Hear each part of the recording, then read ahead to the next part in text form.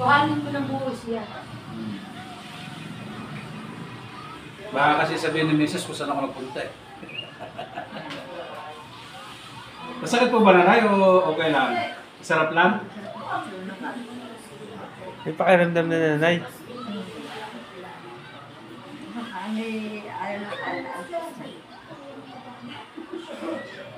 75 na po ari. Hindi daw makalakad tapos yung balikat niya hindi daw mataas.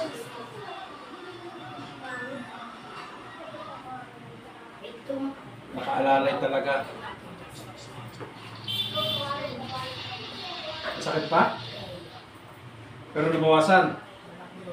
Nabawasan yung sakit po. Ang ligo na rin makabukas na lang po ha. Hindi mo kalakad. Ayaw na pumunta. Hilot man, darating kung kailangan. Hilot man, napahala sa inyong katawan. Hilot man, darating sa tuya. Hilot man, tunay na maaasahan. Hilot man, darating kung kailangan. Hilot man, napahala sa inyong katawan. Hilot man, darating sa tuya. Hilot man, tunay na maaasahan.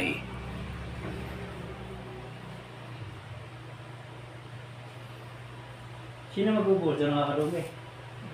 Nakakadumi.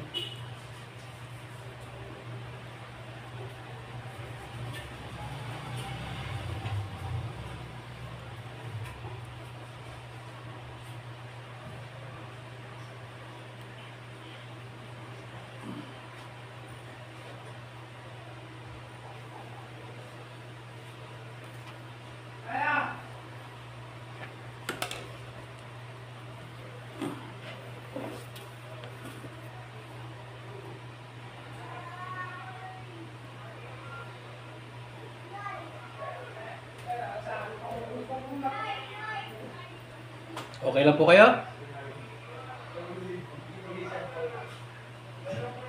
Bibigyan nyo ng lakas tong sa tuhod nyo nanay ha.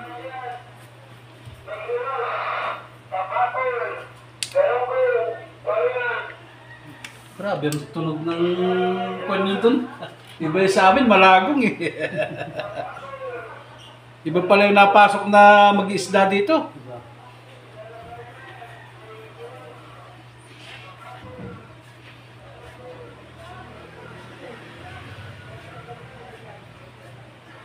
Itong paa nyo, ilang araw na ito hindi ka makalakad? Nabayo na ako niya. Ah, kasabay? Pagkalabas ng ospital. Ayun na yan.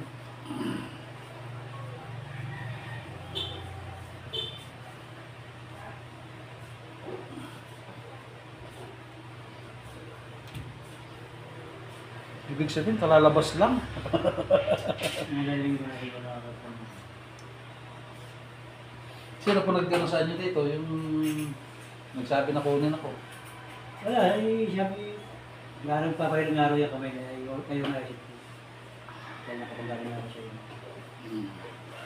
Naisip mo lang, baka ako hindi makakalin. Kaya ayaw na ako sa inyo. Kaya kung hindi ka makakalakad, nahihirapan ako ito yung atin. Saka ang hirap ilabas dito, mataas yun. Nakakakit pa siya? Hindi, usong. Ah, usong. Hindi naman ang wheelchair. Hindi naman ang wheelchair.